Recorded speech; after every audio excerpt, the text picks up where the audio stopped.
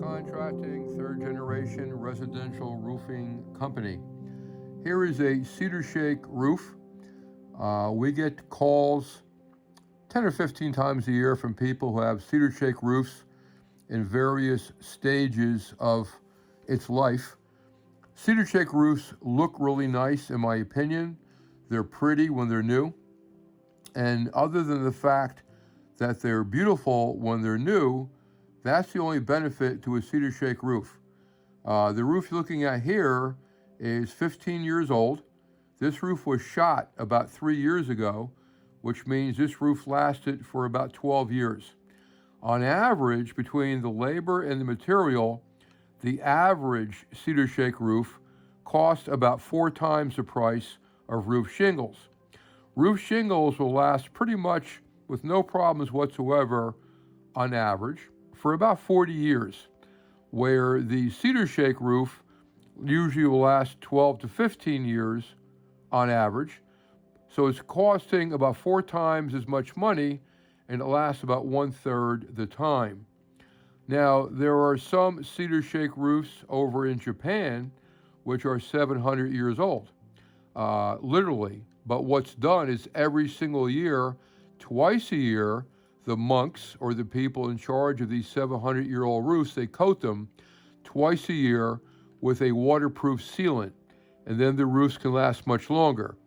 Here in America, most people like me are lazy, and we don't coat our roofs twice a year. You install them and forget about them, and that's again why they don't last that long.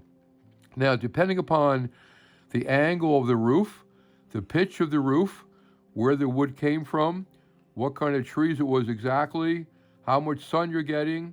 Yes, some cedar roofs can last 30 and 40 years, but the average is about 15. So we get homeowners often who want to install a new cedar roof. They don't understand it's going to end up costing them about 4 times the price. And they're pretty adamant about wanting a cedar roof, or some associations demand that you only install a cedar roof. They don't give you another choice. And if you install something other than cedar, they're going to fine you by the day until you fix it. So some people don't have a choice. But when we often tell people, hey, we can install a new 40-year roof shingle asphalt on your house for $10,000, but you want to go with cedar shake, it's going to last a lot less, have a lot less guarantee, it's going to cost you around $40,000. So the people kind of change their mind and agree to go with the asphalt if they're able to. The other problem with cedar shake roofs, if they're done correctly, they normally have no plywood or solid wood underneath a cedar shake roof.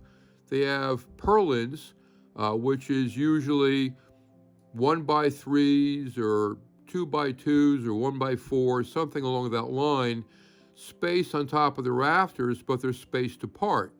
And then when you install your new cedar, you're nailing it to these purlins, which again are spaced maybe 8 or 10 inches apart. And that's fine when the roof is new-ish.